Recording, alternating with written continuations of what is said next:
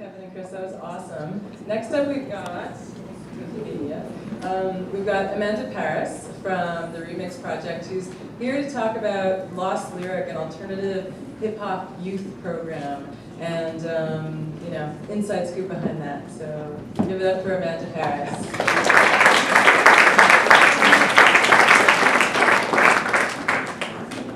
Hi, so I don't have a slideshow, so I'm afraid you guys are just going to have to look at me the whole time. I tried to bring a DVD, but we didn't have audio, so I'm really sorry, but whatever, we'll do what we can with what we have. So I'm here to talk about Lost Lyrics, and whenever I'm asked to speak about Lost Lyrics, it's really crazy because it's something that I helped to create, so it's kind of like asking a mother to talk about her child, you know. I'm either going to lie ridiculously and say it's amazing or whatever, or I'm just going to blush and not be able to do it properly. So we'll see what happens today. So Lost Lyrics, I'm part mother, there's another mother. Co-creator is a young woman by the name of Natasha Daniel. And the two of us decided that we wanted to create something that we call a movement. It's not necessarily an organization, it's not just a program. It's something where we wanted to create a safe space for young people that came from the communities that we come from. So I live on South Side Jane Strip, very close to Jane and Finch. Natasha lives in Malvern. If any of you guys are familiar with those communities, could you put your hands up? Okay, so I don't have to describe what it is. Okay, good. So we live in these communities, and these communities are filled with people who are often newcomers to the country, who are often coming from different diasporas, who are often some of the most creative people that I've ever met. And we wanted to work with these communities, and we wanted to do work that would be critical, we wanted to do work that would be political, we wanted to do work that would be engaging, and we wanted to create a space that was going to be safe. And so we kind of had to figure out, what does that mean? That's all really philosophical and theoretical, but what does that actually mean? So Lost Lyrics is an alternative education program at the end of the day. We wanted to do an education program that took it away from the mainstream school system and allowed us to be as creative as possible. And the creative outlet that we decided to use was hip hop, because it's accessible, because it's something that relates to the communities that we are working with, and it's something that we both grew up on, and it's something that taught us a lot about who we were ourselves.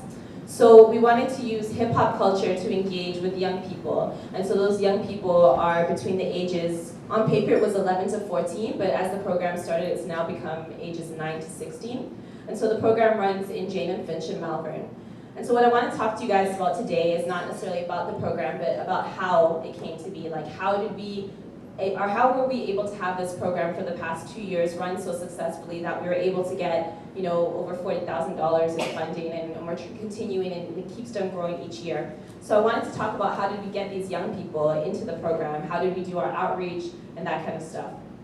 So it was really challenging because as soon as you say the word education, a lot of people think school. They don't really see a difference between education and school. And if this is an after-school program, why would kids go from school back into school, right? They don't want to necessarily do that. So we had to show them that this was something that was different. This is something that is distinct. This is something that's going to be fun. This is something that they're going to understand. They're going to learn about themselves with it. So the way that we needed to do that was a multifaceted approach. When we did our outreach, we decided to take it in a lot of different ways. So we kind of did the conventional posters and flyers, and we designed snazzy posters, and we put them up in every space that we could think of. So in all of the building lobbies, all over Jane and Finch in Malvern, in all of the community centers, in all of the schools, in all of the other community-based programs, we put up those posters and those flyers. That's cool, but this is a generation that is bombarded with images. So when you're talking about these kids, they've been bombarded with images in a way that no other generation ever has. They have advertising being thrown at them all the time. So they're just going to walk by a poster and it doesn't even hit their peripheral vision. They're not even going to see it. So you have to have direct contact with them. So we decided to go into the schools and do presentations. So we went into schools and we went into classes and we did different presentations, kind of giving them an example of what it was going to be, trying to be a little snazzy, a little cool. We did tabling sessions during the lunch hour, and on our tables we had, those science fair boards back in like grade 6 and 7 when you had to do a science fair project. We did one of those, and we did graffiti on it, and we put different pictures of the kids that of some of the programs that we'd already done. We wanted the board to be engaging, so we had a little envelope, and the kids answered the question, what do you think hip hop is? And then they put their answer into the envelope. We had music playing, hip-hop music to kind of attract them to us. We had the flyers to give to them. We also had a sign-up sheet for them, and that sign-up sheet, it's interesting because so much has been talked about in terms of email and the internet, but with this generation and with this age group, that's not necessarily going to help because they don't check their email that often. Most of their email is just junk mail at the age of 9, right? Like, what do you think is going to come through that side, right? So they put down their email addresses, but we realized no one was responding to our emails. We didn't even know if they were getting their emails. So we asked them to put down their telephone numbers, and so we called them. This is also an age where you have really short-term memory. So like, yeah, I'm coming. And then my class was empty. I'm like, where are they? So, and it's not that they didn't want to come, but they forget so quickly. You see them, they're like, why did you come? It's like, oh, when was that? Yesterday? No, Monday. Oh, yeah, I'll be there next time. And they completely forget.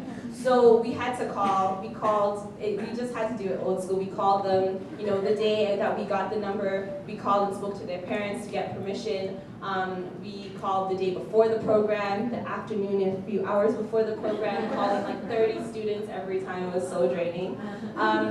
So there are so many different ways of doing that outreach. And then once you get them, you try to make the program as accessible as possible. So we got the funding, and so we were able to give them bus tickets.